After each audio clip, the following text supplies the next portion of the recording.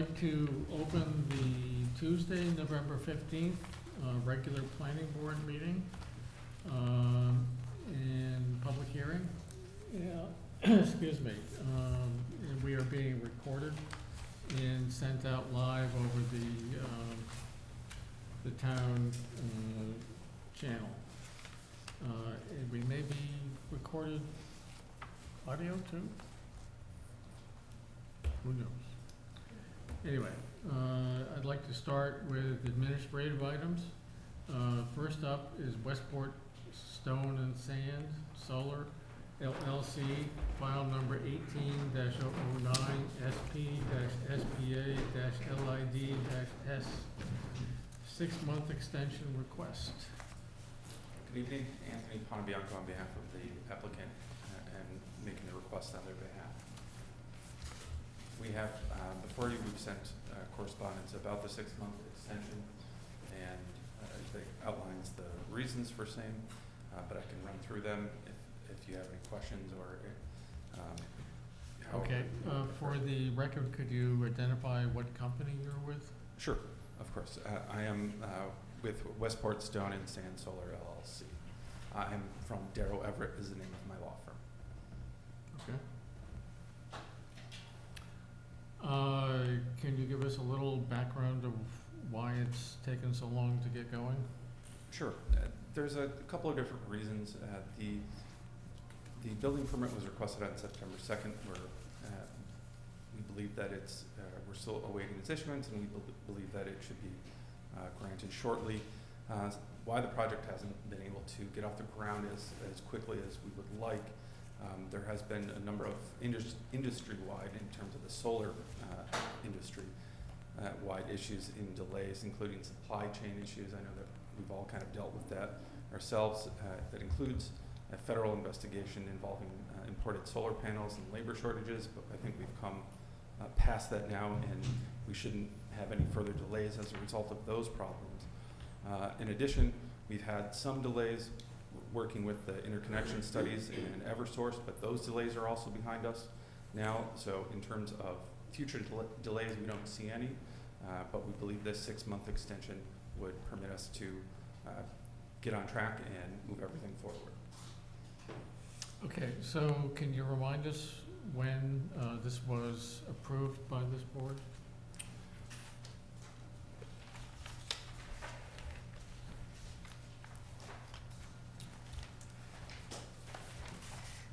Let me see.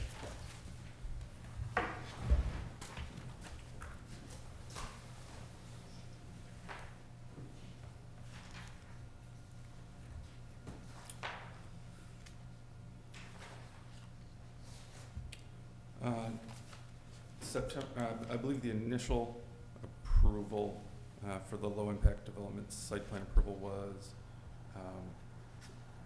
we applied on September 20th, 2022. My notes are correct.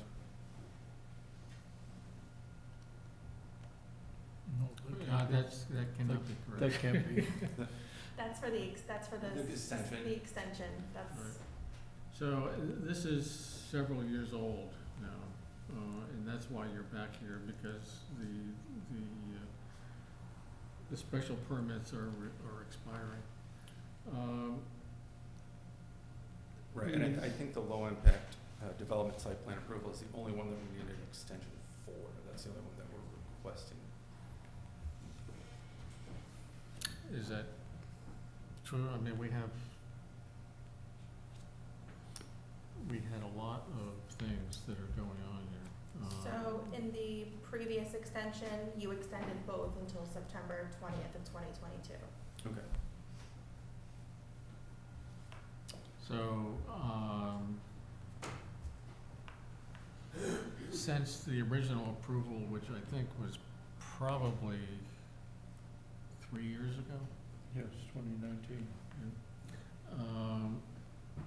since then, we have learned more about solar installations.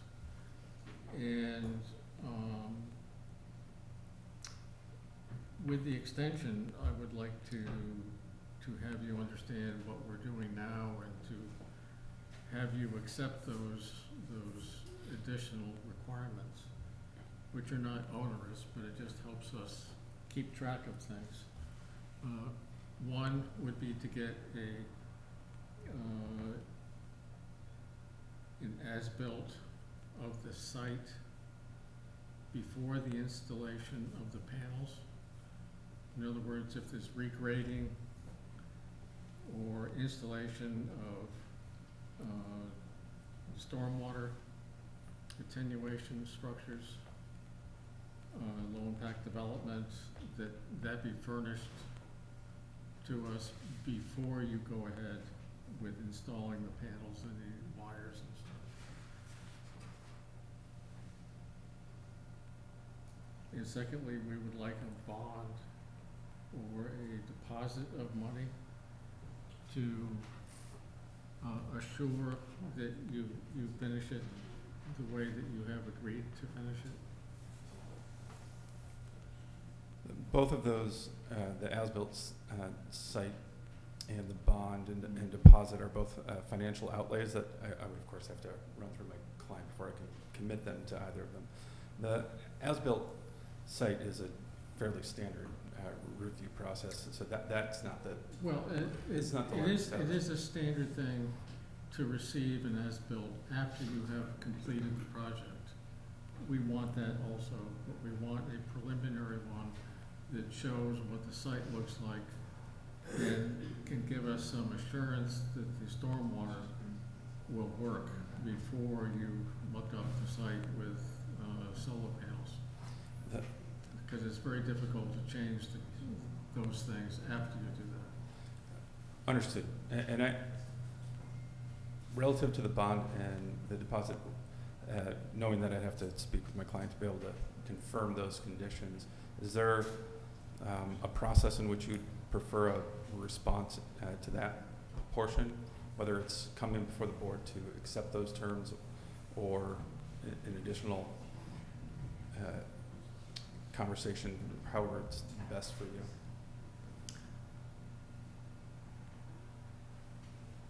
I think that, do we have time? Can we continue this until the next meeting? Well, we could grant it subject to those Yeah. Yes. conditions, and Right. then you either accept them or you don't. Right.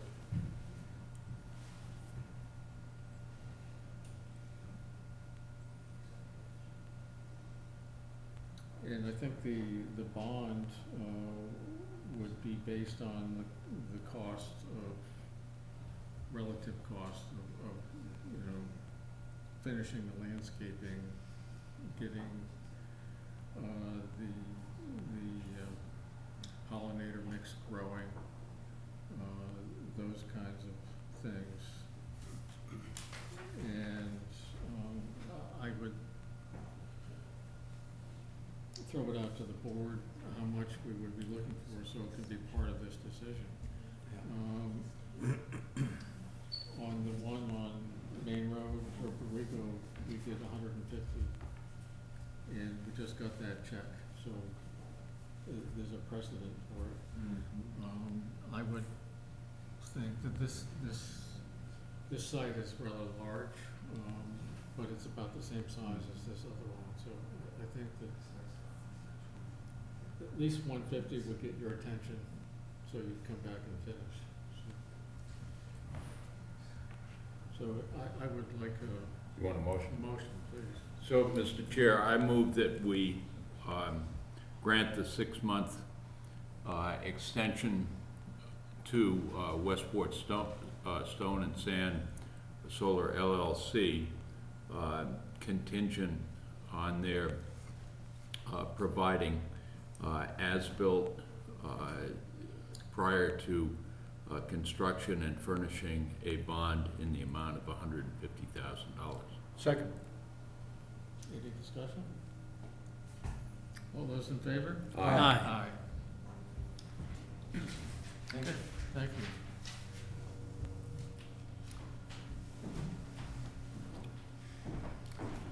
Next is 2023 town meeting zoning amendments, topic list and working group scheduling.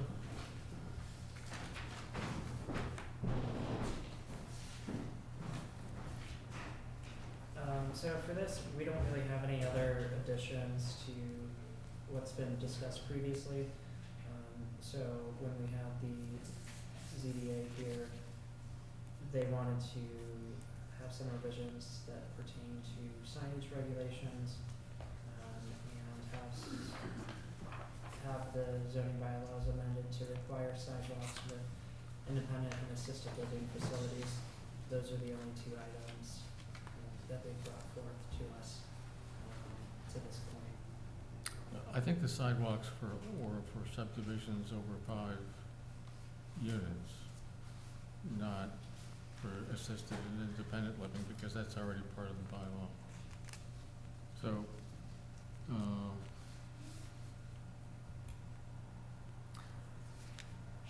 and we have a public hearing today regarding the change to subdivision rules and regulations.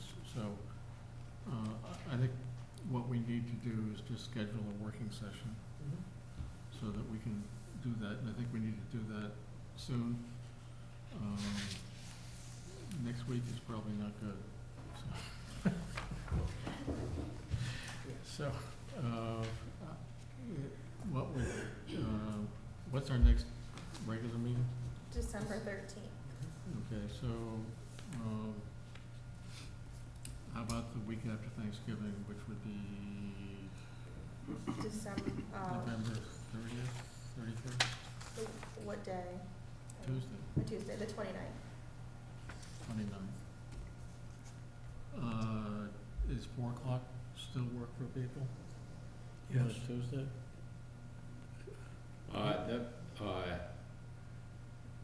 That may not work for me.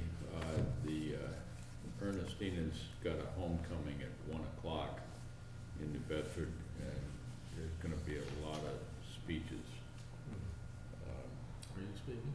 No, but I'm listening. Okay. Let's see, so how about 5 And they're o'clock? political speeches, so Yeah, they yeah. do tend to go on. Yeah. So 5 o'clock? Give you time for listening?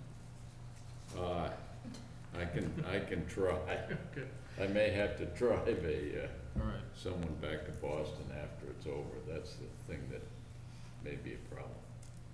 okay, so let's do it on the November 29th at 5 o'clock.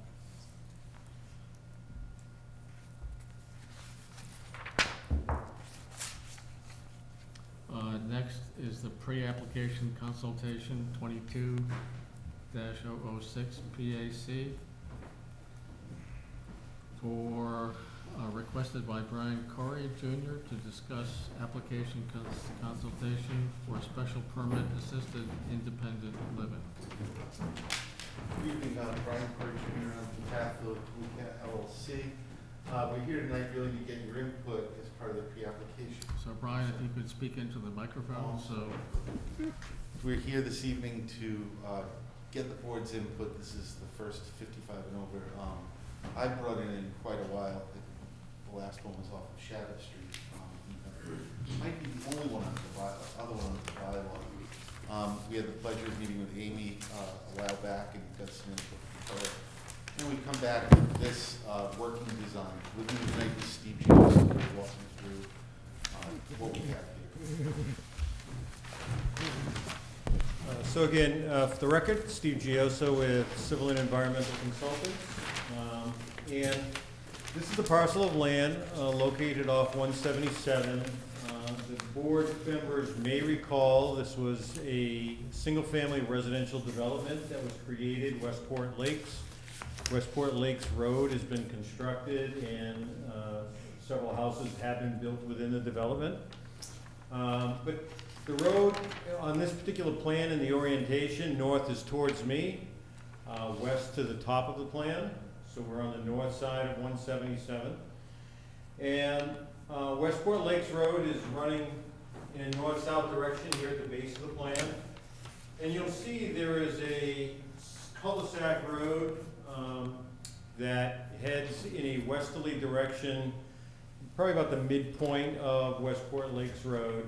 That road was never constructed, but it was laid out as a subdivision road as part of the original lotting development for this site. And Again, the board members may recall, we've actually looked at a number of different options for this land, going back to a golf course, hence Westport Lakes and Golfview Lane, as far as the street names. And that plan went by the wayside, but it has come back now. There's about a 140 acre parcel of land that has remained undeveloped on this site. We are looking to occupy a very small portion of that, somewhere around 25 acres or so of the 140 acres. So again, keeping a lot of the space open, undeveloped at this time. And you know, in our starting of our evaluation of this process, we did redelineate the wetland on the site, filed a request for approval of the wetland line in the vicinity of the proposed development. So what we have depicted here, you'll see the wetlands are banded through the middle here of the site. And here, these are the existing residential lots that were created on Westport Lakes Road. And basically, the wetland line that I'm going to point to here, running along the easterly edge of the development, all the way across to the far south end, and then down this little neck area in between where the wetlands actually kind of break apart.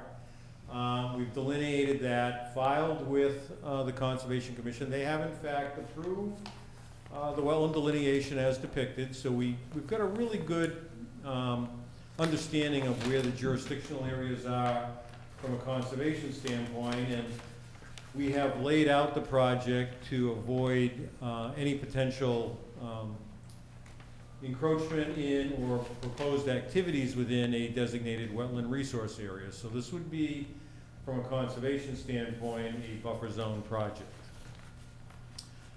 Also on the preliminary evaluation side, we've done a number of soil testing and test pits with the Board of Health. We have valid percolation tests covering a fairly large area down by Westport Lakes Road, down in this area here. And the idea is to install septic systems, septic tanks at each unit. So the units would have an individual septic tank, then a collection system bringing the wastewater down to a common leaching field. So the association would maintain the system. You would have individual septic tanks, and we've done multi-family housing before with septic systems.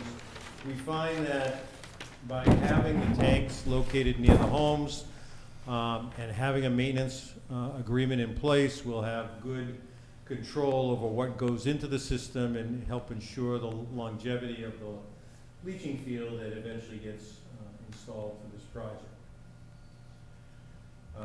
Again, in the preliminary study phase, we have completed a topographic survey, and generally speaking, as you might expect, we've got higher elevations on the west, draining towards the low point, the wetland system, located basically between our westerly property line and the existing house lots.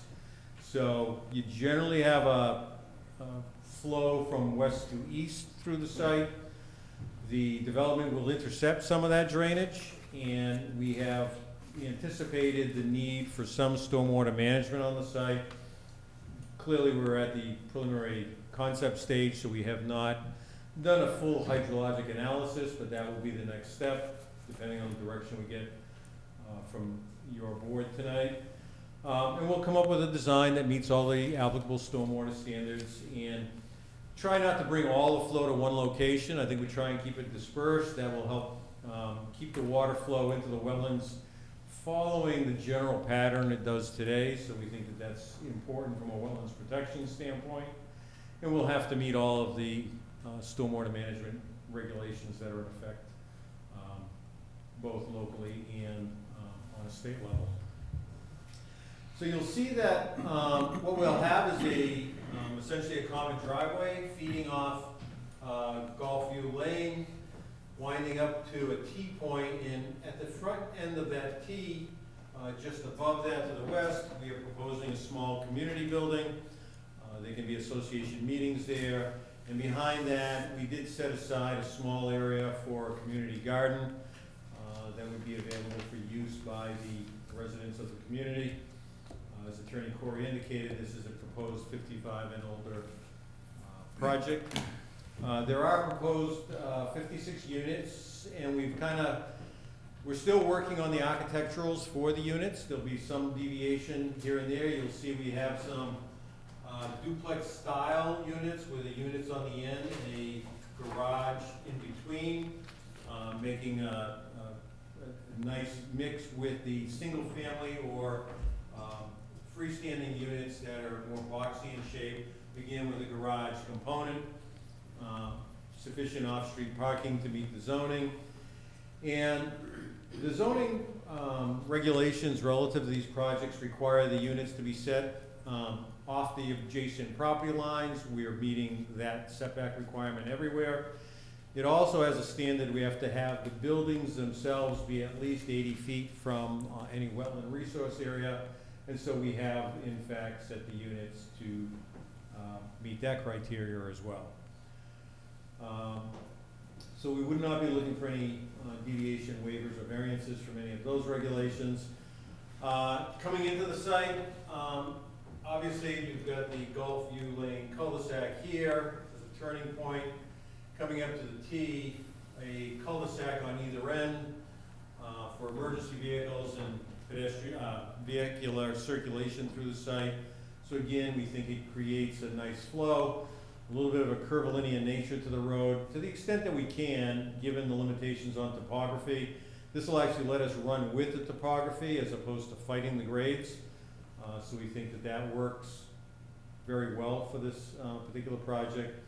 We'll have a small off-street or off-drive parking area located just to the north of the community building. And that, again, most of the residents will be walking through here, but if there were the need for someone to bring a golf cart or come through, park their vehicle there, they'll have that availability. And it'll also provide some overflow parking for resident visitors coming to the site. We like the idea that we've got a very broad wetland that buffers it from the single-family lots that were created along Westport Lakes Road. So you've got hundreds of feet of natural wetlands and vegetation that will be maintained. And you can see we've worked to maintain a pretty good buffer on the outer perimeter to the adjacent properties to the west. So we're not proposing to clear right up to the boundary lines of the development. I think that's a general overview of what we're proposing. Tonight, we're obviously looking for this to be a pre-consultation, get your feedback, your concerns, and items that we should be looking at to address when we come in with a more definitive plan in the coming weeks and months. Okay, I know it's just a cartoon of what you planned, but it's lacking a lot of detail, obviously. It doesn't show the rest of the lot that this is on.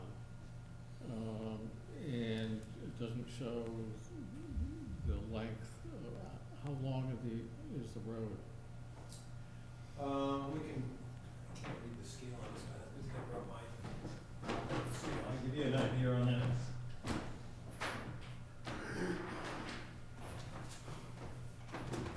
So, I'll just throw this up for a second, out of the light. This plan is a scale of 1 inch equals 80 feet. So every one of these is just under 500 feet. So you're about 800 feet in this direction here, probably another 800 feet in this direction here. Gulf View Road is about a 500-foot long roadway as it's been laid out. And then it's another 400 feet or so up to the T intersection. And I assume that the unsold lots in the subdivision below that are still in the same ownership? No. No? So this Gulf View Lane road that hasn't been built, it's got, I think, at least one lot that gets frontage from that, and it shows that is now or formerly Blue Cat LLC. The two lots there that have the frontage on the roadway itself are still owned by Blue Cat. The remaining of the subdivision's been sold. To individuals or to a To developer? another developer. Okay, so I'm sure there's lots of questions. The lot to the west, there's a line with a black box on it. What is that? That's a concrete bound or a granite bound that we located when we did our surveys. That's just a bound marker.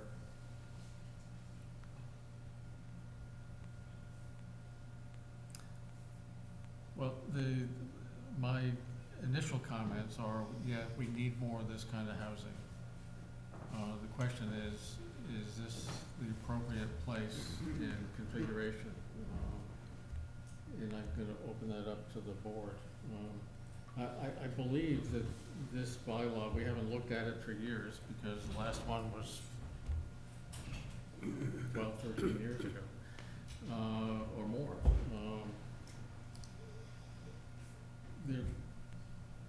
I believe that there's a requirement for open space. And so where's the open space? We have ample acreage both to the east and to the north of this development for the open space. We would meet the requirement that, I believe it's 50% would be open space using the calculation. We're currently at a little over 25, utilizing approximately 25 acres for the project. So you would preserve 25 somewhere else? We would, and there's 140 acres of open space here. And in this parcel, and again, you're right, we're not showing the whole parcel here because it actually extends probably about 1,500, 2,000 feet further north of here. And then it swings around to the east side of the lots that are located on the east side of Westport Lakes and swings back down towards 177. Mr. Chair. Yes. I agree that we need,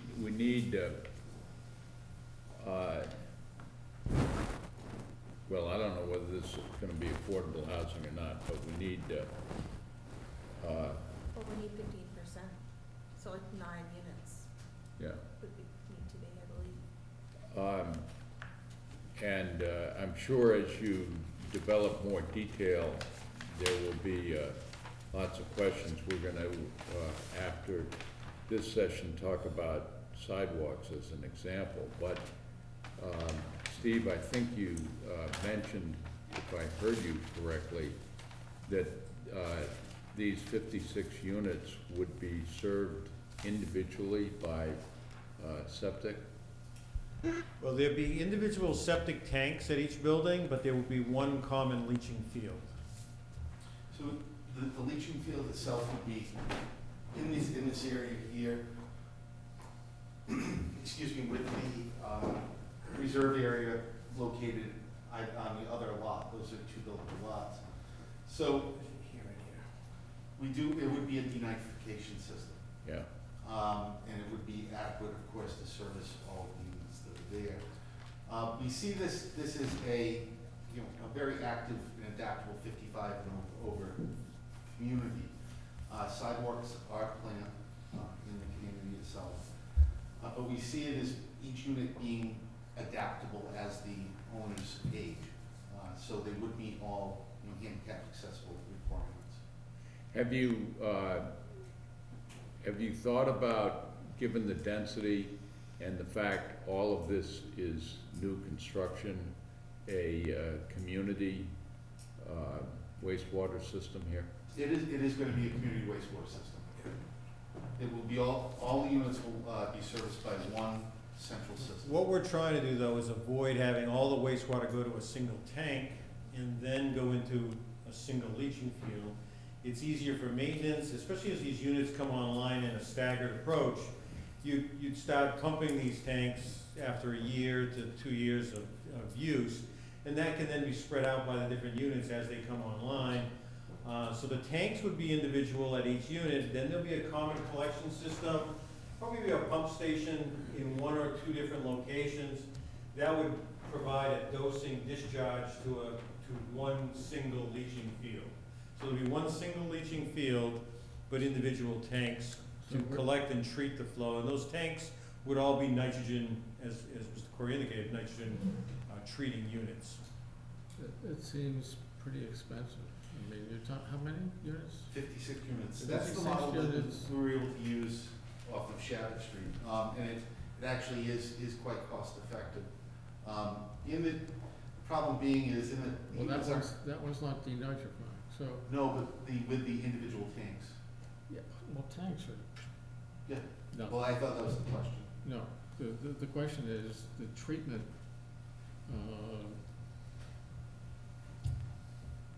the treatment for each individual tank,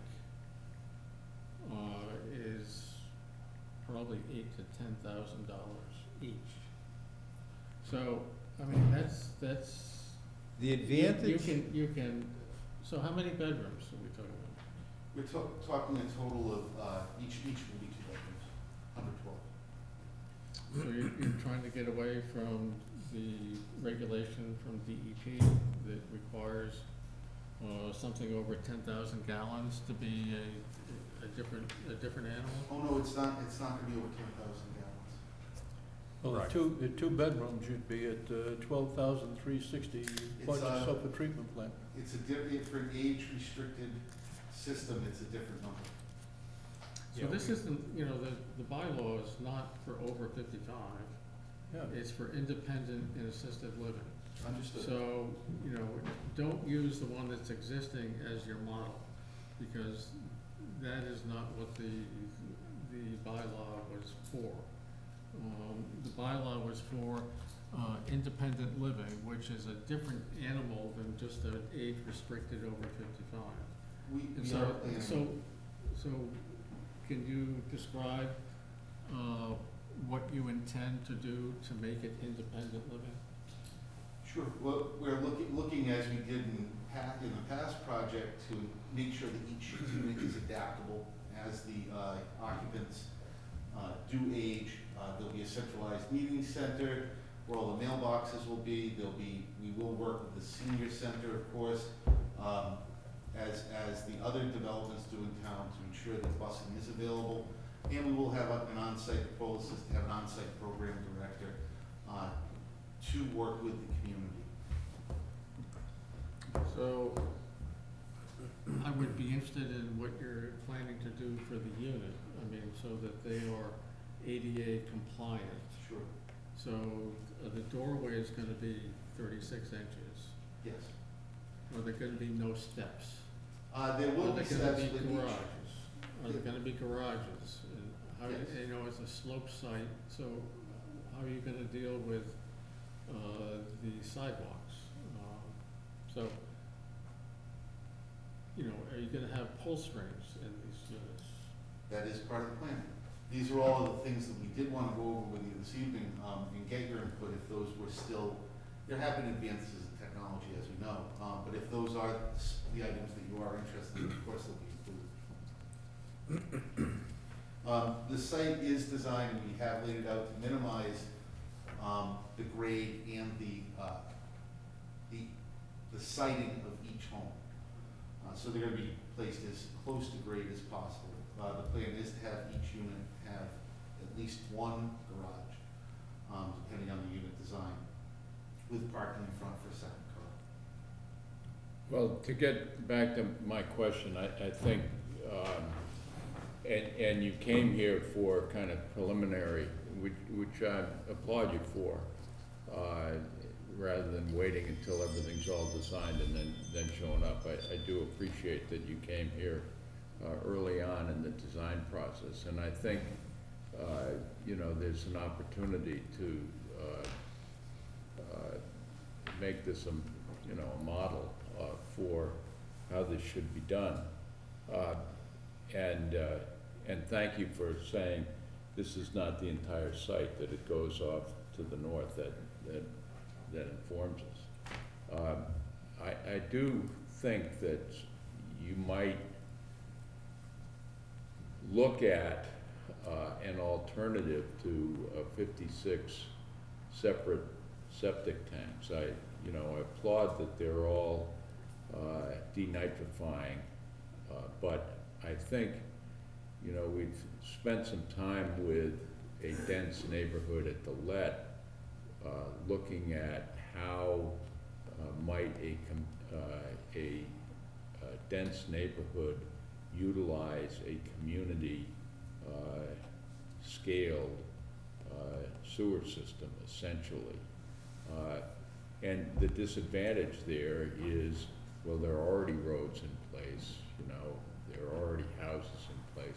You don't have any of those disadvantages. You're building everything from scratch. And so it seems to work there, and if it works in a place like that where you don't have the disadvantages they have, I think it is something that could work there, where you don't end up building 56 septic tanks, all of which are, as Jim said, expensive. And so it's complicated in other ways, but it might produce efficiencies over the road you're going down. And now's the time to look at it, not when you're all the way down your engineering plans. Sure. And we're doing it's a 40B project in Situate right now. It's right on the salt marsh. It's a very sensitive area. And in that case, we're doing exactly that type of system. It's a large scale project, but the reason we went with that design in that location on Route 3A is it's being built in one phase. You're getting all the units occupied immediately. You're getting all the wastewater flow immediately. So it's a easier system to get up and running and be efficient right off the bat. Here we're gonna, again, we haven't talked about phasing. We're not sure what the phasing may or may not be. Obviously, for a project of this size, you're not gonna build 56 units in 1 year. It's just not a practical option for the market. So where it's gonna come online in phases, maybe we can separate it into blocks and have a block, phase 1 go to a single treatment unit, phase 2 go to one, and then have them go to the disposal. And that may be a way of addressing that concern versus what our original thought was just have individual tanks. So it's something to think about, definitely. But we have used the more centralized system in the past, but it was I think, more unique the way it was being built out. All right, so you're familiar with it, and I understand what you're saying. If you're doing the whole thing at once, it's much easier than if you're phasing it in however many phases you're talking about. So I think if we can look at the phasing, that might be a logical compromise point on that. Not compromise, but an alternative to look at, definitely. So the other issue that you should be aware of is that DEP is going to be changing their regulations. Yes, we're aware of that. And I've also heard today that they may be changing their requirement for denitrifying systems, that they have to meet 10 milligrams per liter and not 19. Yeah, I actually sat in with the Board of Health in another community this morning, and some of the communities are not necessarily on board with DEP's recommendation because of it, and they've had probably a lot of good reasons why. So they're thinking there may be some modifications before that new DEP Title V regulations come online. But time will tell. I know DEP is pushing that for the end of the year, beginning of next year to have it in place. But it sounds like there still may be some Board of Health communities that are looking for a different approach to take moving forward. So we'll see how that goes. But yeah, we're aware that the change is coming. So my other comment would be that if you have all this land and you're gonna use another like-sized piece of land for the open space, that perhaps you spread out the development so that you have some open space near where people live instead of up around the corner and away that you can't get to. Yeah, I mean, I think that there's a couple of options there. Again, we wanna provide some amenities on site, so there will be some walking trails that will be provided in addition to walkways along the drive system. So we're gonna look at those as we evolve the plan a little bit more. And that may go to your point of utilization of the open space. Obviously, the more you spread this out, you're creating more impervious surface, because you're building more roads, more Right. driveways, you know. So there's a trade-off there. So we can look at that though and just see if there's some But logic to that. if the property that you're talking about combining with this as open space is contiguous with this, with the right-hand piece, the north part, that goes along this another cul-de-sac already that has access to that land, Mhm. no reason you can't go both ways, and this road's already built, right? Westport Lakes Road is built, yes. So, again, it's something to look I'm at. not sure it's gonna add that much in terms of impervious surface, if Right. that's. Again, our original thought was to try and compress it a little bit more, because of that. And obviously, the more you spread out a project, the more costs there are on bringing utilities, the road costs, everything else. But you're also adding impervious surface, more stormwater land has to be set aside. So it's not just the footprint, but it's the ancillary components that get brought into the picture. And also, moving the wastewater through the site becomes a little more complex, the further away we get, because we're gonna have multiple low points, and, you know, we may have to start looking at other ways of moving the wastewater to the collection, the treatment point. So- But again, it's something to think about. Do you have perk tests on that lot where you're gonna put the leach? Yes. Yeah, there were perks done before, and there's actually been more recent perk tests done this year. And how big a leach field would you need for 52 units? We have not sized the final system. Because of the type of system, it'll be a pressure dose or a Presby type system, so it'll be a good sized system, whichever way we go. So you ought to look, maybe Board of Health can let you know what is at Nokichoke Village, Okay.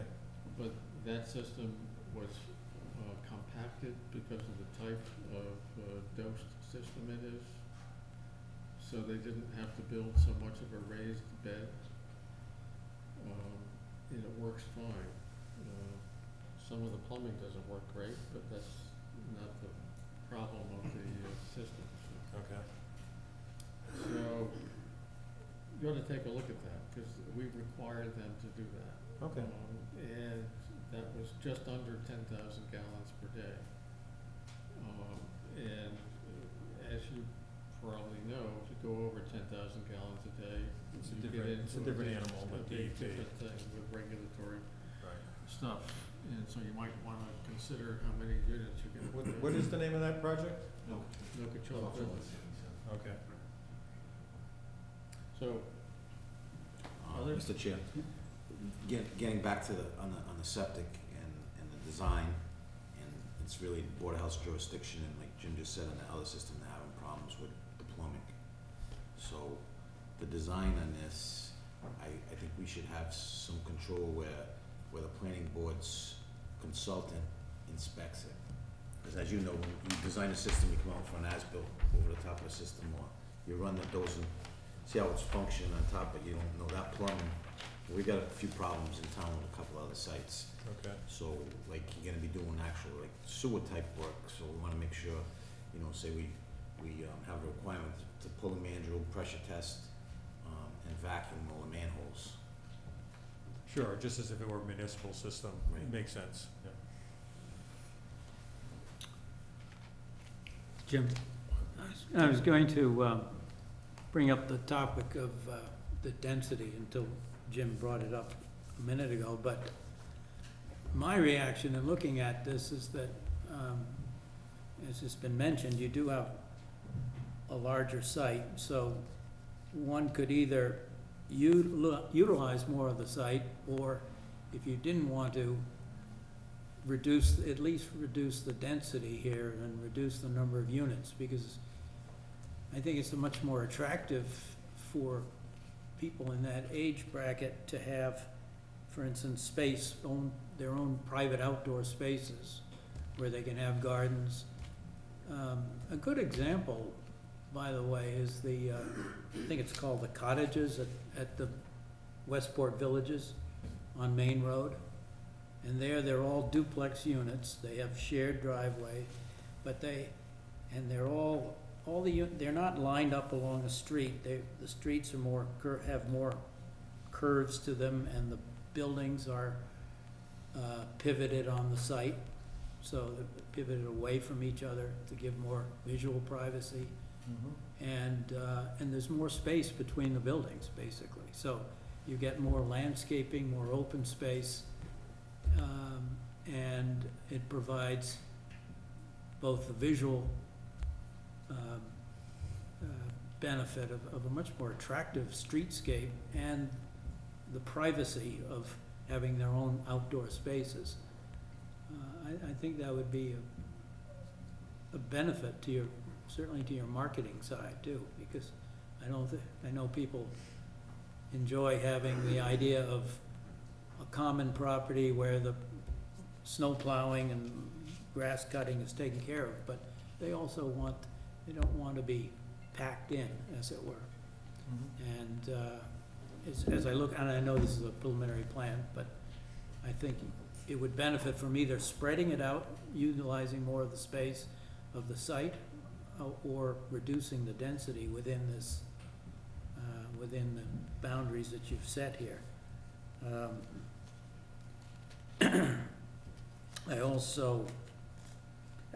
Small things like you mentioned the overflow parking that you have at the community center, but you really need more overflow parking nearer the units on either extreme ends, because when you have visitors coming,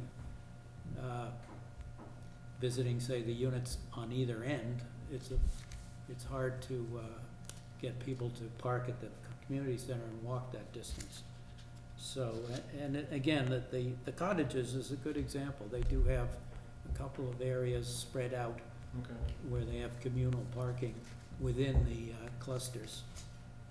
And I guess my last question was, we haven't talked about wells, but you have individual wells? Yeah, we're looking at individual wells so that we're not developing a community water supply. I think that brings its own problems with it. So by spacing out the draw from the ground, especially where we have a common septic down below, we're not worried about setbacks to the leaching fields with the wells.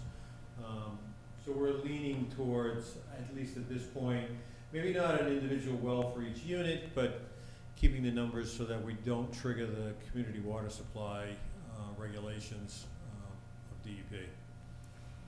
Yeah. By the way, how many, in this plan, how many units are duplex and how many are single family? You know? There are 19 duplex buildings, so that'd be 38 of the units would be part of the duplex component. Because that's another way to have more open space, is if you have more duplex units, you can open up the spaces between them, Right. rather than spreading out single-family homes. No question. And I think that's what the cottages at the villages are. They're all duplex, yeah. With shared driveways and I think garages in between them, right? Exactly, yeah. Where along West Lakes Road, where along 177 does West Lake Road come out? The engineer should have put a locust map on the plan. So we're on the north side, as far as relation to, Between 88 and Ace Hardware. there you go. Just west of Mouse Mill Road. Right. Mouse Mill Road is just off the plan down to the bottom here. Well, there's several Mouse Mill roads, so.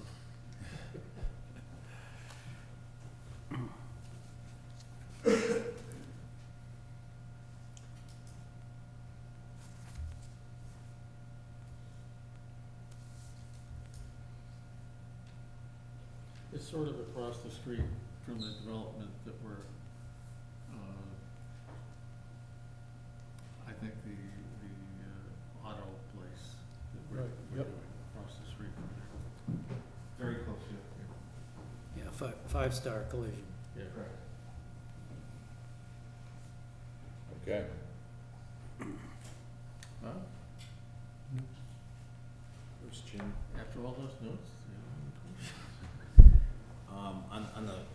On your stormwater, like for, one of the other things on the buildings, it kind of falls under Board of Health jurisdiction too. If we could put that under, so that, our consultant reviews that. We've got one of the previous ones that seems that they tied roof drains into French drains, cause nobody looked at them.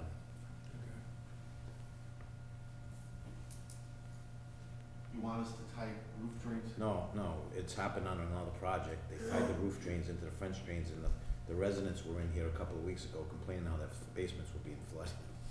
So, and we just found out, obviously it was never inspected. So like that, I know you're phasing it, and then they pull a building permit. So I really think where this is a whole community and it's a special permit, that the consultant needs to do the inspection for all the stormwater stuff also. Okay.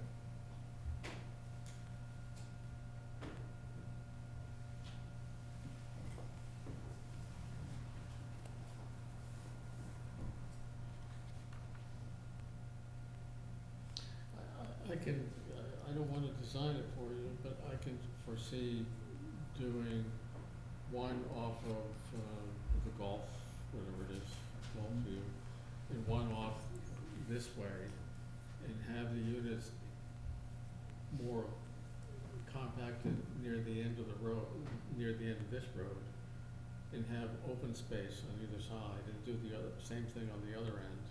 And you could add up 25 acres of open space, plus the number of units you want, but it isn't so linear and so bunched up together. And it also gives each homeowner a very much closer access to some open space.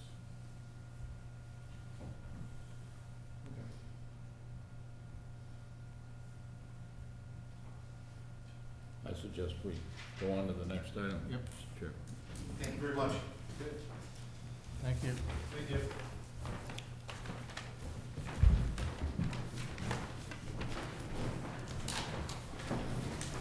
Can you just pass these down? I already gave you one. Okay. These go, pick one. Okay, next up would be Coastal Healing. File number 19-015 SP-MM, request to amend the decision to allow opening of recreational portion before the 3-month period is up. Diego Bernal, Coastal Healing. Thanks again for the patience throughout all these years. I'm back again, but we're nearing the end. I'm here just so we could petition for the removal of conditions 15 and 16, which have to do with the delay between medical and recreational and the appointments. As we all may remember, condition 15 was put in place because of concerns with potential traffic issues at the site. We were kind of navigating uncharted waters back then. We have now data. We have a lot of things have changed since then, so I want to give you a really quick update on that. We did open on October 11th for the medical facility, so we have 5 weeks of opening today. I did provide the planners with data for 4 weeks that you guys have. There haven't been any changes in this past weekend, so we've had no issues at all since opening. It's actually run really smooth, but we're really, really, really, really slow. We have had a total of 78 appointments since we opened, with our busiest day being 5 appointments. We anticipated 24 appointments per hour when we were going through our special permit, and that's 264 a day. We're at 2% of that. So it's like, we were all concerned about traffic, and we agreed with you, let's figure it out slow and sort of orderly, but we're back to show that it's really not happening. Things have really changed. We've looked at the day-to-day traffic of customers, and there's no particular day that's busier than any other. There's no time of the day that's particularly busier than the other. But again, we're dealing with very slow customer traffic. We tracked our parking spaces, and at all times we have in excess of 35 parking spaces available at our facility. So parking is wide open in there. There have been significant changes to the industry since we've gone through this process for the past couple of years. There have been a marked decrease in medical facilities with a marked increase in recreational facilities. The market dynamics have completely changed.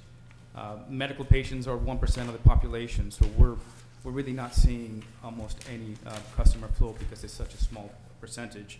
And not everybody, but the vast majority of customers have chosen recreational just because it's really easy to get in and get out, and you don't require a medical card or any special process to do that. In addition, there's been a shift between people showing up in person to do a lot of online pre-buying, which makes everything really easy. We have a system in place, and it's fantastic because you get the online order, it prints out, you fill it, and they come in, and our average time for an online order is like a minute and a half. So it's really a good way of doing it. And since we were going through our special permit, there are now 16 establishments that serve the cannabis industry within 25 miles of Westport. So when we were starting out, it was like 1 or 2 or 3. Now there's 16. So really is a different dynamic of potential of customer flow to our site. And there are 2 more additional that are going to open soon, one in Fall River and one in Dartmouth. So that's going to be, and I'm pushing that number to 18 within 25 miles of us. The busiest medical facility that we had in Fall River, which kind of caused us pause, is seeing at most 30 medical patients a day.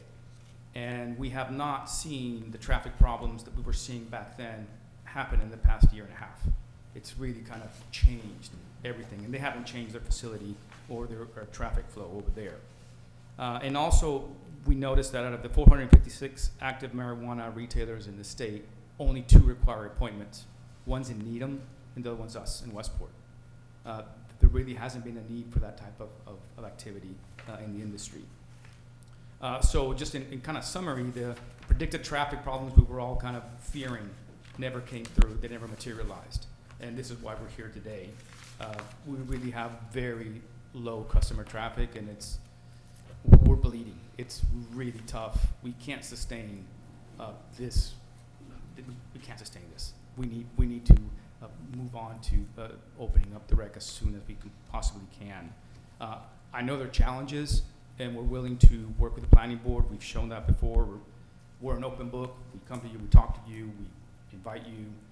If something arises, we will work with you. We will work with the police department to make sure that if anything does happen, that we immediately mitigate it. And we're open to that. We don't think there's going to be a problem based on the 3 traffic studies and what we're seeing here at our site and at similar facilities, because now we have data we can compare with other comparable facilities. I mean, as always, we're slow. We're not going to go out and go crazy. We want to roll out our recreational slow and sustainable because we don't want to have a problem. But I think we talked about coming back after a month of data to show you what was happening, and we're here to present that. And we're here to petition for the review and the removal of these conditions so we can move on and hopefully have a good, successful business in Westport, because we've all been through a lot in the past 3 years on this one. And I have any questions, I'm happy to answer any. Sure.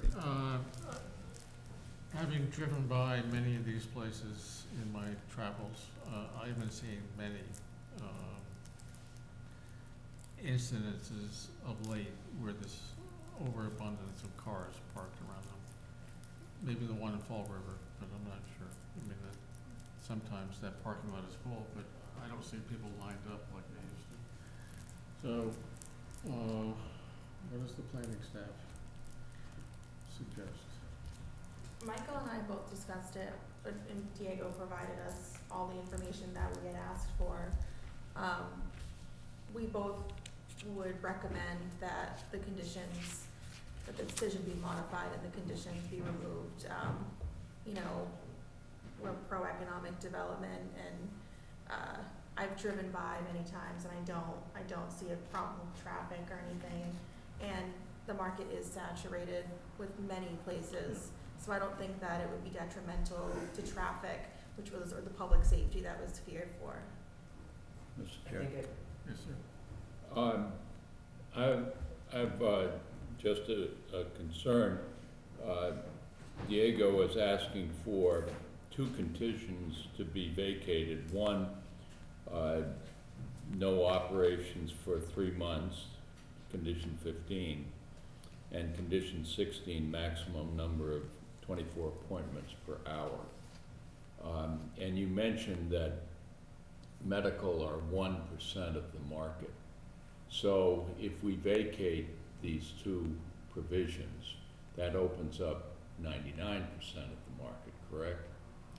Assuming the whole state is gonna show up. Right. Correct. So, if we just vacated condition 15, it opens up 99% of the market, but keeps in place the 24 appointments per hour. To be honest with you, I don't think we'll even have that problem with rec opening up. I mean, we could definitely talk about how we could implement that in there, but I would.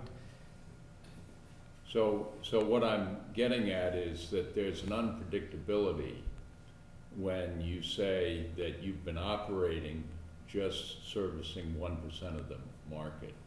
And I take your point that the world is very different than when we made the decision on this with 16.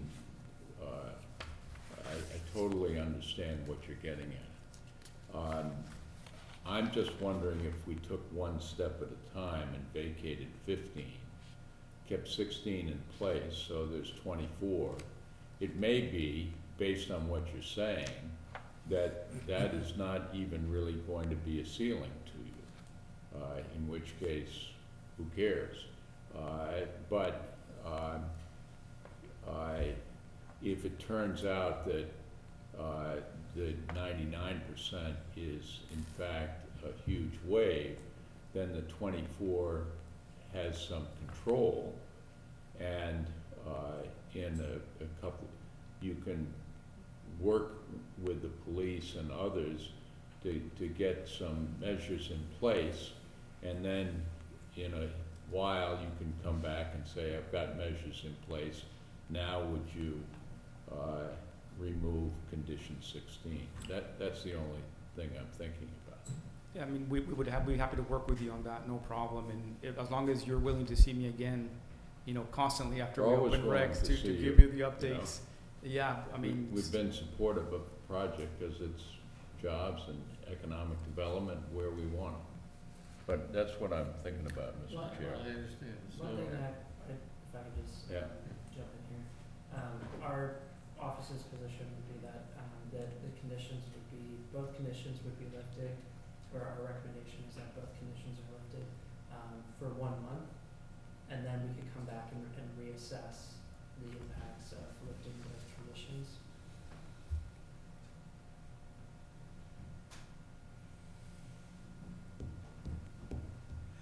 Is this, are we talking about appointment, it's all by appointment only? That's correct. Okay, so we'd maintain that throughout. It's just a No, question of whether it's number per He's hour. asking to lift that requirement. That's 16, right? That's correct. So that's, So there would be no appointments. so there'd be just, Walk. if you want it, you go there. And there's only one, what he said was there's only one other location in the state that requires appointments now. And that's in Needham. Needham? Needham, correct. So, I've driven by the one in Somerset, I've driven by the one in Fall River. And there's another one I drove by that wasn't in this area, and there wasn't a line outside, there wasn't a parking problem, there wasn't anything going on. Yeah, and I think that if there is any issue happening, we're gonna be the first ones to try to work with the town and the police department to fix it. Cause I don't wanna come before you again and say, guess what, it was a bad rollout. I'm gonna avoid that at all costs. So, Well, I Mr. would Chair, sort of be in favor of what, well, we have staff, hybrid of Mr. what you Chair, said, so. and we have staff, and they've thought about it and made a recommendation. Yeah. I'd make a motion to go along with staff recommendation of waiving both 15 and 16 for a month. And at whatever meeting we have that's close to a month, or the first meeting we have after a month's time, that we look at it again. So, I would think we'd wanna waive 15 entirely. Yes, that would be my comment. I think, given the nature of the argument that he makes in our own experience, knowing that there are additional stores, that we originally set the 3-month delay for recreational sales so we could see what the performance was. I think it's a very good set. I've driven by several times when the facility is open, and there's occasionally there's a few cars, but there's not many. So my suggestion would be to offer to grant the relief under 15. That is, you're open for recreational sales. It's not conditional. You're open for recreational sales, but then the relief of the appointment requirement is for a month, and is conditional that you come back and show us the kind of data you showed us tonight with the medical sales. You come back and show us that performance with the open sales. Second. Everybody understand the motion? All those in favor? Aye. thank you. Could I'm pushing it here, but the state is holding us hostage again for the last inspection. We've asked them to come down and do the rec inspection, and they said absolutely not until we had this meeting. To the board and to the town planners, if you could please just communicate in writing to the CCC, I can give you the contacts that, Is that well, Timothy? yes, Mr. Parsons, just to make sure that he knows what happened from you. He doesn't believe me. I have his contact. I emailed him before, but I'll email him tomorrow morning. Thank you so much, and thank you for your time and your patience. Thank you. Did we say this is effective now, immediately? Now. Yeah. Thank you so much. Thank you.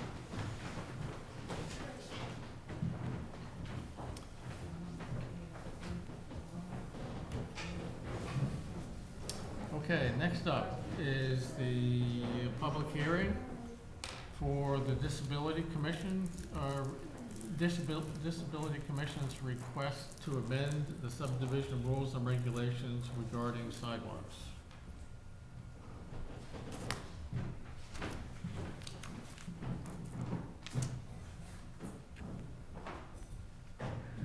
You can come up to the table. There's a microphone here.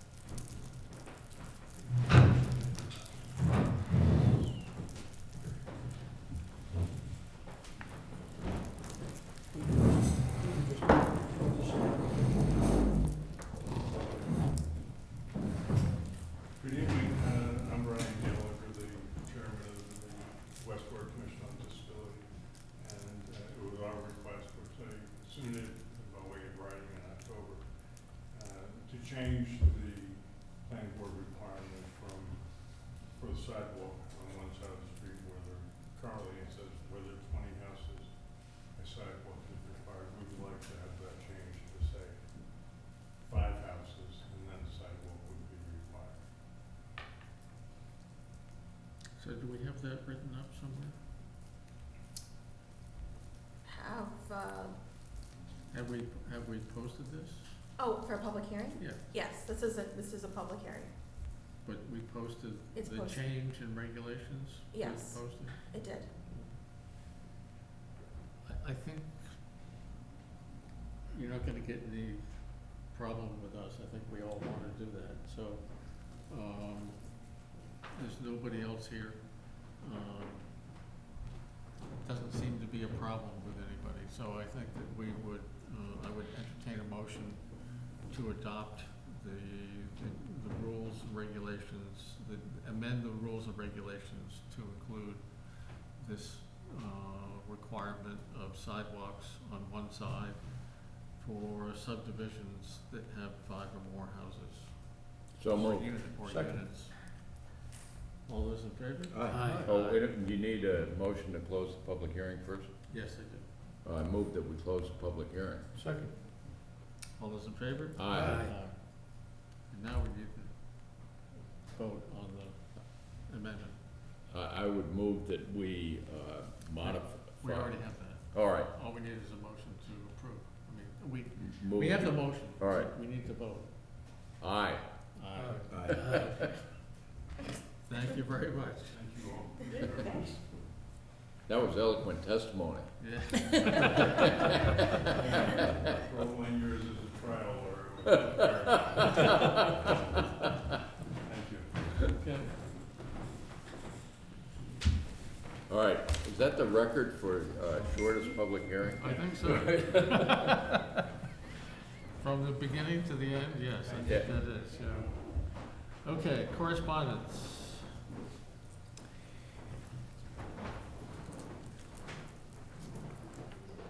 We have notice of decision from Mr. Amaral with the zoning board of appeals. And that's all I have. Is there anything else? Not for correspondence, no. And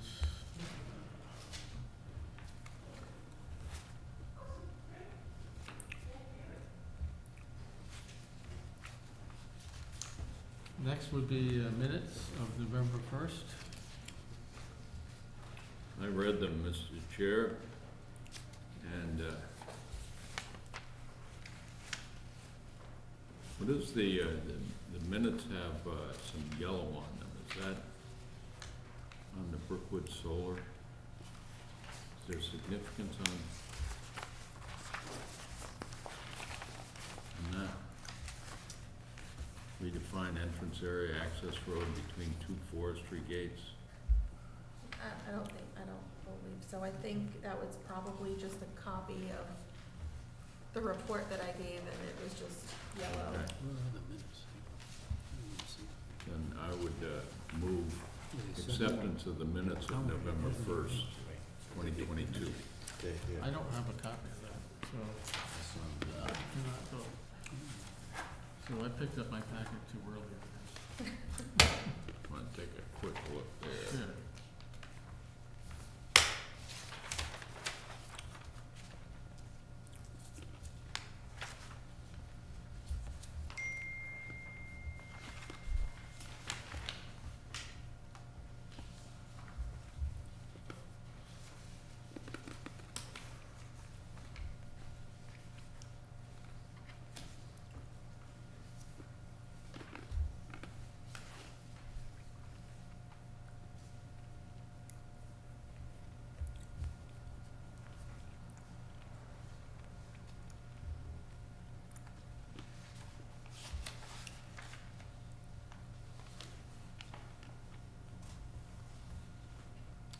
So why is the yellow?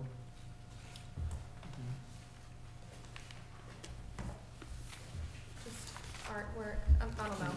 I think it was just Maybe, highlighted, yeah, just copy and pasted, it must have been highlighted and something else.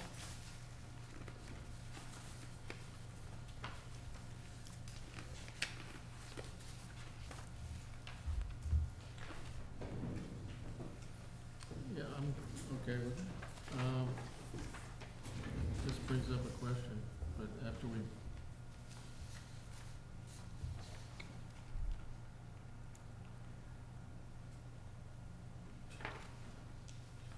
Mr. Chairman, if our colleague has made a motion, I will second it.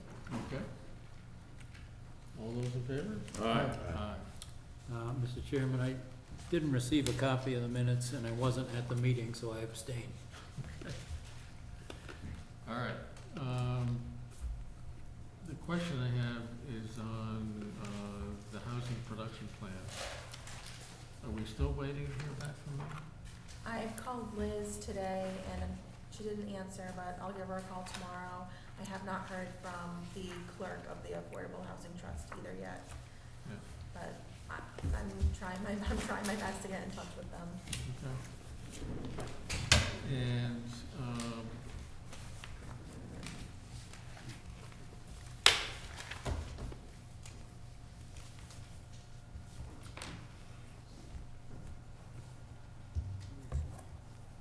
You want motions on the invoices, Mr. Chair? yeah, as soon as I can get that with them.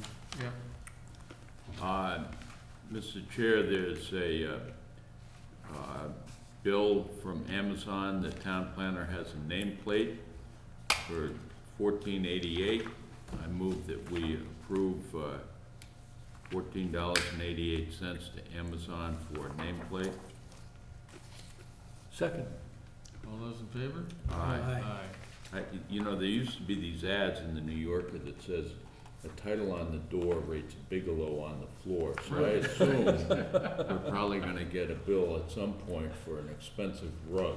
Because now he's got the title on the door. I have talked about getting, See? Just what I said. rug on the floor to dampen the noise in there. A Bigelow on the floor, coming up We're gonna next. get a Persian rug.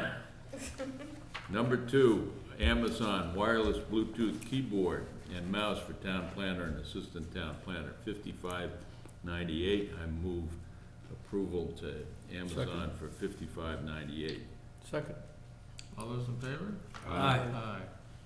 And lastly, assistant town planner mileage, I move approval of $100.74 for mileage. Second. All those in favor? Aye. Aye. Okay, assistant planner and the town planner's reports. Okay. So, we already addressed coastal healing. Stacy Lane has been paved as of yesterday. And I talked to Derek today from SW Cole. He's going out tomorrow to do some testing on the asphalt, but he said he's confident that it looks good, but he's going out to do testing and will give us an update soon. Give it an opportunity to see if the stormwater still works after it's paved. Yeah. It's closed. Yeah. There's no update on the subsurface water tank yet. Apparently it's on back order. Derek said that he'll have to be out there anyway, though, to watch the excavation for the subsurface water tank. I did reach out to the fire department and ask if they had any issues, if it would be a hazard, for building permits to be pulled now that it's paved for the framing, since there's no subsurface water tank, but the fire department doesn't seem to be concerned about that. So that is okay, just no occupancy, obviously, until they're Right. installed. For Brookwood, Derek, I, and Steve Martell did a site visit last Monday. The site looks very good. We do have the check for the $150,000. They did give that to us, which was very quick turnaround from the email that I sent them from the last meeting. They did provide us with a full set of as-built plans. I do believe that I sent those along to you guys. They're a full set with electrical plans also, so everything's very detailed. Derek is very pleased with the plans. So the site is basically done. I emailed you Derek's report. I got it late last night, so I didn't have time to incorporate it in the packet. But we're still waiting on $4,000 in consultant fees that we need to cover for Derek's last inspections and reports for that. Ah, okay, so we need to keep We're, tabs on that in the future so that we have the money before he goes out. yes, so I don't think $4,000 is gonna No, be no, I that mean- much of a crazy thing to ask, considering we have a lot of their money right now. So I know that you asked me whether you should deposit the check. I believe you should, because we still have questions about, the pollinator Okay, growth of that stuff. okay. That's one of the big issues. can be expensive. I just wanna, okay. you know, even though it's not gonna cost them $150,000 to redo it if it doesn't grow, Okay. it gets their attention. Since the as-built plans did have all the electrical plans on it, I did forward it to building and ask Ralph to give them to the electrical inspector to review and just okay them as well. But that's my update for Brookwood. For the harbor, Amy, could we just go one back Yeah. on Stacy Lane? So was SW Cole there while they were paving? Or he said he had a guy out there, Okay, okay. yeah. So what's he's cutting cores? Is that what he's doing? Or are you saying doing some asphalt testing? Do you know? Just to test the mix of it, I Okay, guess so he he's said probably that- gonna go cut a core then, yeah. I okay. guess, he said that the asphalt company that they used he's been familiar with, so he's pretty confident that it's gonna be an okay Okay. mix, but he is gonna be out there tomorrow doing that.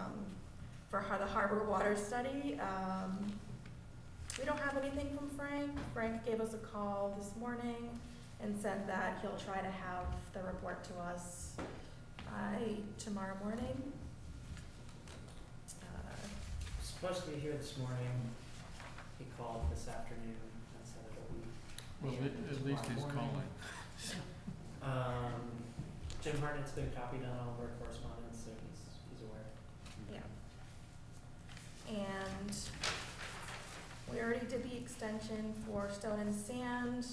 The other one is the Route 88 Sullivan Drive Solar. There was supposed to be a pre-construction meeting this week with, building, their consultant, our consultant, and maybe Manny from the planning board and one of us, but, I believe someone's having someone's not in good health and they're postponing the pre-construction meeting until everyone can attend and is able to attend. There's an awful lot of cut trees, right off that. Is that the one Route across from the fire station? Yes. Yeah.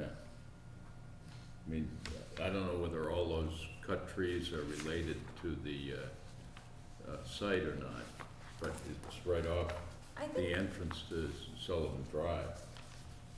Is that the one that MRC's doing the site? Minnie Costa? yeah, Is there somebody from there that's sick or?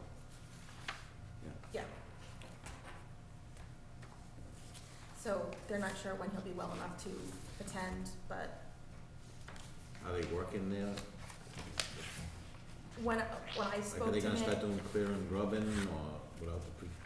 I was corresponding with Manny, Yeah. but I haven't since last week.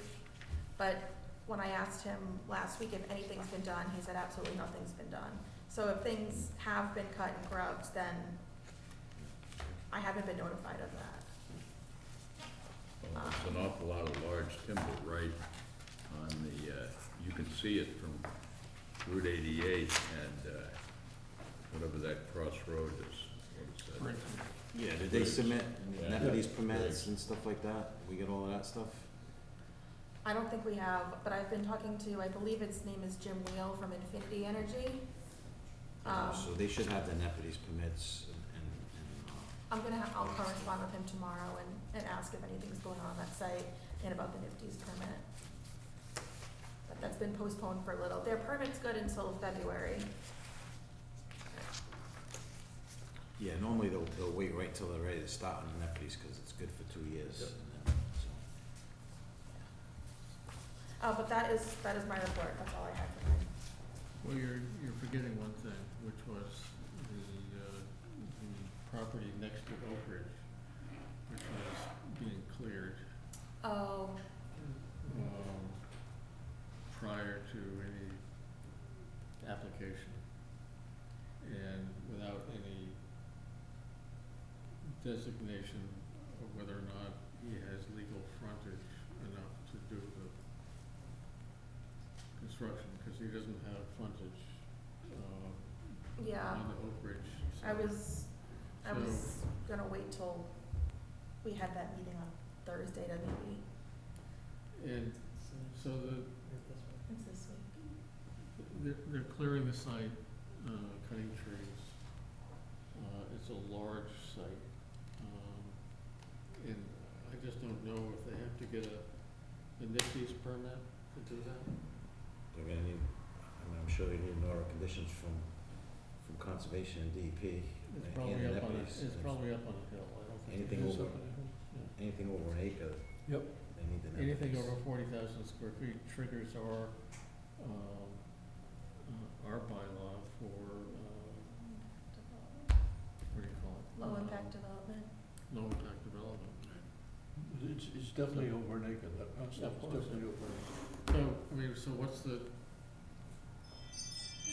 what is our, we don't have a application, so, He doesn't have any permits to clear the land. right, so, but he doesn't get a permit from us. I mean, he he files an application and tries to show us that he's gonna do the right thing with stormwater. And he hasn't done that, but, so who has jurisdiction to say anything? The building department. Well, we could notify him that both under our bylaw and under, The state bylaw, or the EPA's the bylaw. state, if he alters over an acre, that he's gonna have the NIPD's permit, and we'd like to see what EPA required of him. Good idea. And, I would move that the town planner notify him that, he's starting work and, he's very, the site is bigger than that, and if he clears an acre, he's in violation of those two things.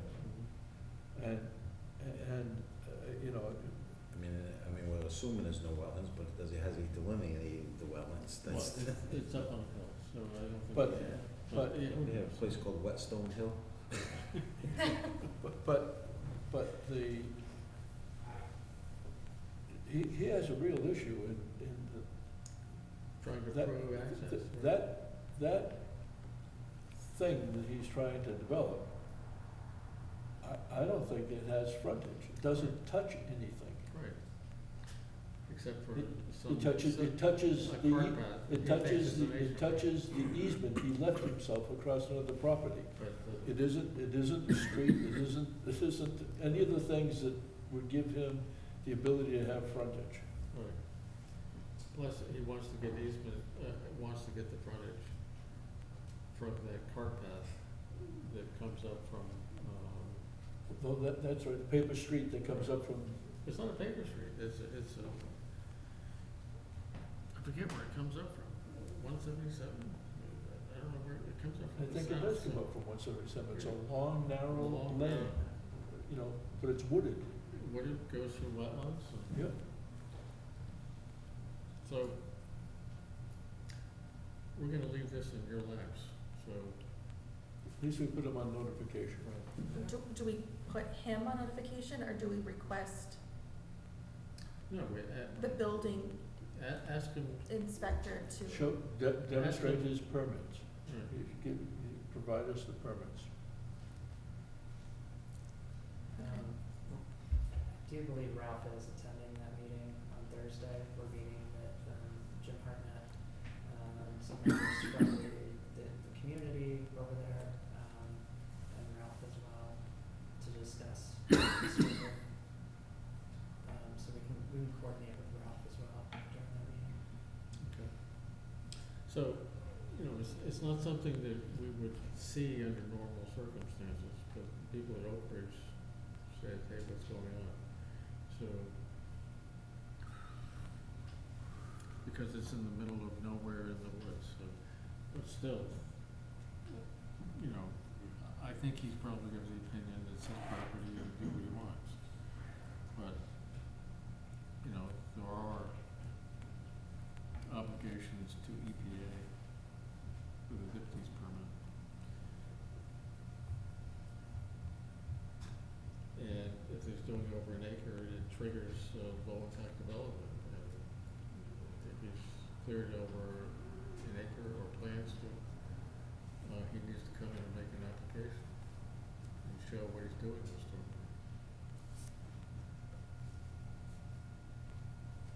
Okay, And if he says he's not doing 40,000 square feet, he's also triggering the Board of Health regulation that says if you're clearing over, disturbing over 5,000 square feet, you have to show a stormwater. So,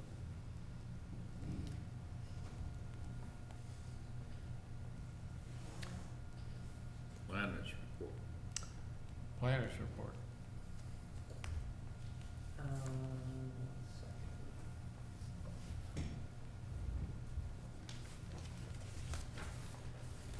Okay, so first item is the hazard mitigation grant program. I submitted our letter of intent with NEMA yesterday. I forwarded that to you all this morning. We should have more detail about the results of that sometime early next year. Applications are due December 5th. I would anticipate any decisions to be issued in December.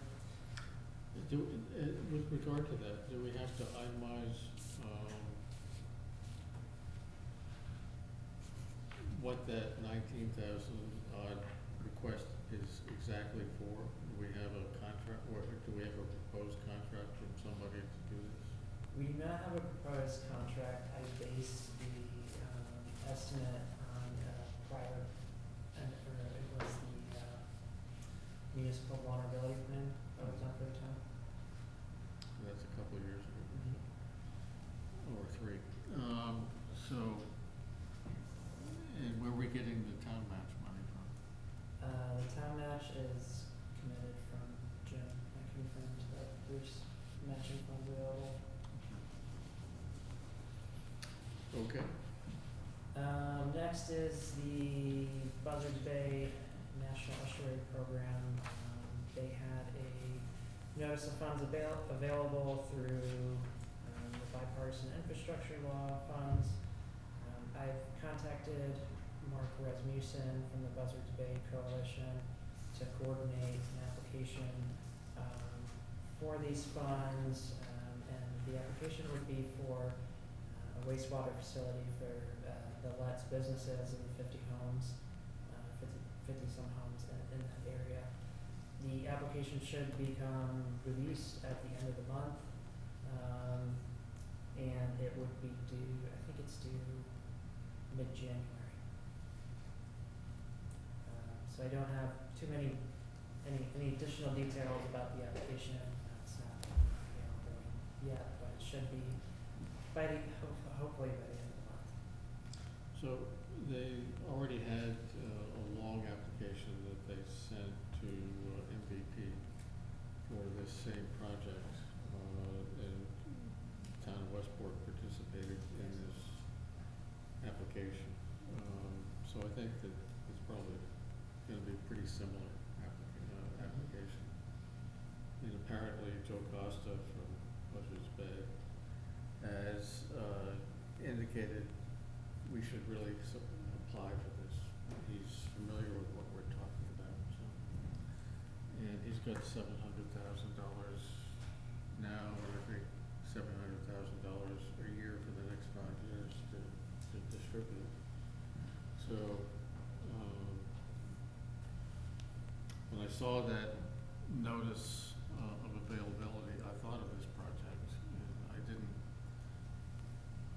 think that they would give Westport, a third or more of what they have available. But Mark has had a conversation with Joe, and he said, please apply. So, we'll see. And then we have a question of, okay, we get the plan, how do we pay for it? How do we pay for the construction? And it's gonna be, if I recall, a little over $2 million to do. And divide that by 50 houses, that's $40,000 a piece. That isn't gonna fly. No. And so, Mark said that he thinks that, if we could, finance half, he thinks he could find grants, private grants for the other half. So, which would make it a lot more palatable. And I think it's something that we really need to try to figure out if this is a good fix. It's just like the one that Mr. Chairman, Brian Corey was talking about. so on the houses down in the Let, what's, in the sunset law for this nitrogen systems, you know, we got 2 years left, what's going on with, you know, what's? Well, we have 2 2.5 years left, I think, or 3, I don't know. I mean, in For Board of Health, changing cesspools, I mean, it's not, it doesn't have anything to do with nitrogen. failed systems, right? No, if they have a cesspool, they have to replace it within 5 years. And I'm trying to get my septic system changed, and I'm just talking with the supplier of the mechanisms, and he said he's been talking with DEP, just got out of a meeting with DEP, and has been down to the special testing facility on the Cape, 3 or 4 times. And DEP is telling them that for the denitrifying systems, instead of 19, which is their target, it's gonna be 10,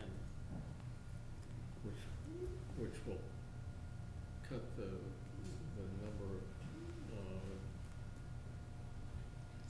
acceptable products down to about 20% of what's out there. So I don't know if they're gonna do that or not, but. The way that the draft bylaw is written, it is written in a couple of complicated pieces. It talks about having systems that have certificate of compliance. There are lots of systems that exist that don't have certificate of compliances. But it is regarding, it's the standard which is acceptable to DEP on the date of their application. So this is essentially a moving target. They've got 5 years. If 3 years from now, that is, if the town does nothing and chooses not to, move to apply for a water management permit, watershed management permit, then owners have 5 years from the time they adopt the regulations to have the nitrogen systems. And the effluent standard they have to meet is the best available nitrogen reducing technology on the date of their application. So if it goes to 10, they have to hit 10. If it goes to 5, they have to hit 5. And I think the town should apply for the water management permit and get, and at least it buys time to protect our citizens. Yeah. There are gonna be some, particularly in the smaller lot clusters, there's gonna be some very difficult solutions to try to comply with. Yeah, I was just looking at the map today. It's impossible. It is, there are some, you think about tanks and blowers and controls, and you got a lot that's 38 feet wide. In a well. And a well. It's crazy, but anyway. So I what think we're saying is we have DEP is no gonna choice do what but DEP is to gonna file do. for that permit. You So we really- can plan this you for really the next have to- 20 years. You really have to, so you get 20 years breathing room. But you have to, during that 20 years, you gotta do stuff. You have to apply you have to present a report they find acceptable. Then you gotta report annually your progress. So it isn't like, You get 20-year reprieve. you got a 20-year period, but you have to do something in that 20 years. And failure to act, they revoke it and the 5-year kicks in over again. Who's this permit here about? Say You're again? talking about, who's this permit there? You're talking about a town water management permit? The Who would- DEP. DEP, okay.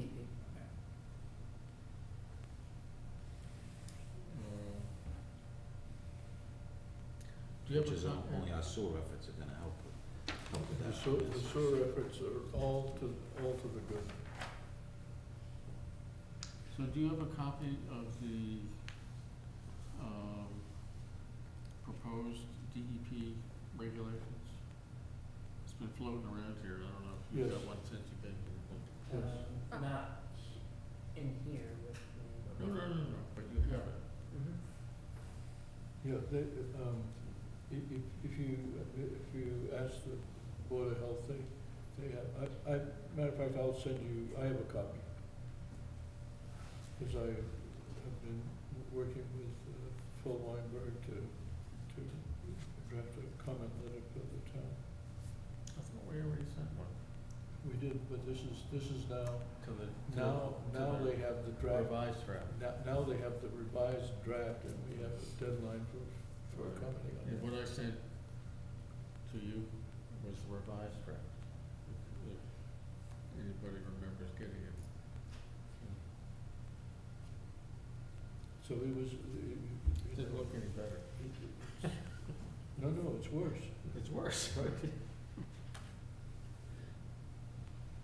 What's next?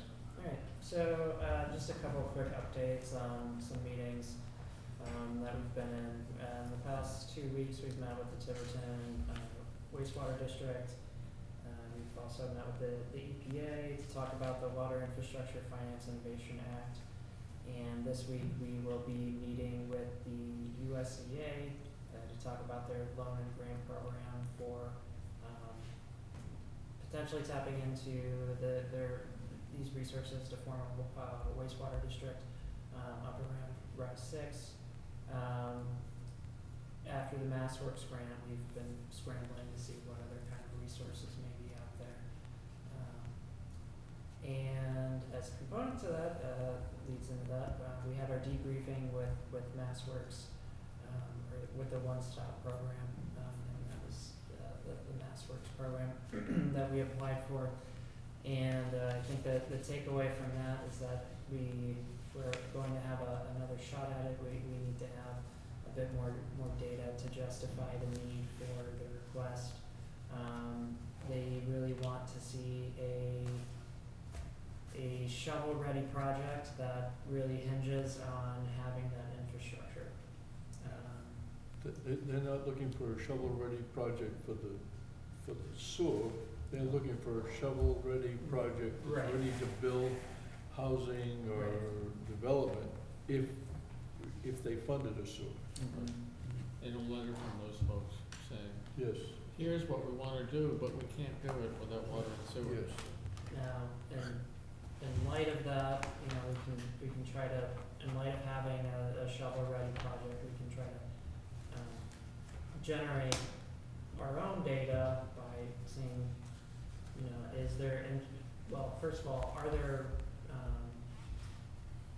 projects that folks have thought about, initiating, but they withdraw from initiating that project because there's no capacity? So there was a housing project on Route 6. Jim, you brought that one up, I can't Right, recall. that's the where it one was. closer to Dartmouth, it was gonna be like Dartmouth Woods. Yeah, they're sitting back waiting on when they want a date on when the sewer's gonna be there. Mhm. No, Yeah, Do they own the property? no, they had an initial, like, not a deposit, but an agreement for a certain period of time to pursue. And I think that's when they met with Jim Hahn and so forth. yeah. But with the economy the way it's going now, they're not worrying about tying it up, they just figure they'll wait it out and see what happens. But absent one of those ready projects, we can contact folks like that to say, hey, look, how many units were you considering? And, showing that there's an opportunity cost here to not have the water and sewer. I'll actually give you a phone number where you could contact them. Great. Next we have the Route 6 rezoning initiative. We recently met with BSC Group. And takeaway from that is that Russ thought that the area where we wanted to focus was just going to be between Fall River and Route 88. We asked for an expanded scope of work to include the area between Route 88 and Dartmouth on Route 6, to have a rezoning framework in place, or a rezoning framework developed that can be proposed in town meeting 2024 for the entire corridor. The scope work that we initially discussed was just going to be from Fall River to Route 88. So we've asked him to redraw that and get back to us with a revised scope and an estimate for the cost of that. Has he set up, or have we set up a meeting, a follow-up meeting? I had some back and forth with him today. He was under the impression that it was requested that they would just do the visioning for the area between Route 88 and Dartmouth. I told him that yes, we do want that, but we also want the zoning piece as well. So we don't have that yet, but I'm assuming we'll be working on it. Okay. And then last item I have is just a follow-up about what our obligations might be with the passage of Fall River becoming an MBTA community. Amy and I attended a webinar that Serpent hosted with DHCD staff, and they stated that communities adjacent to Fall River and in New Bedford will not have any obligations to abide by the requirements for increasing multifamily zoning at this time, unless we join, if we become an MBTA community through a referendum, or until state statute is amended. So until that time, we don't have to change anything. However, I think we should be prepared to make those changes to become compliant with becoming an adjacent small town community. I believe that the legislature will change that.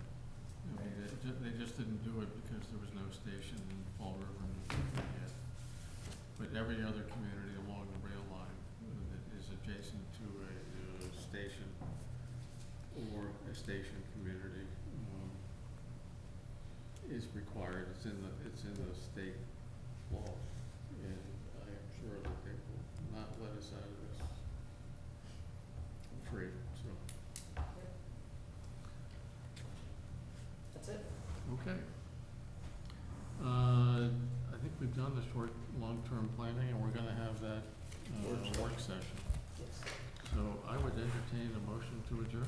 So moved. Second. All those in favor? Aye. Aye.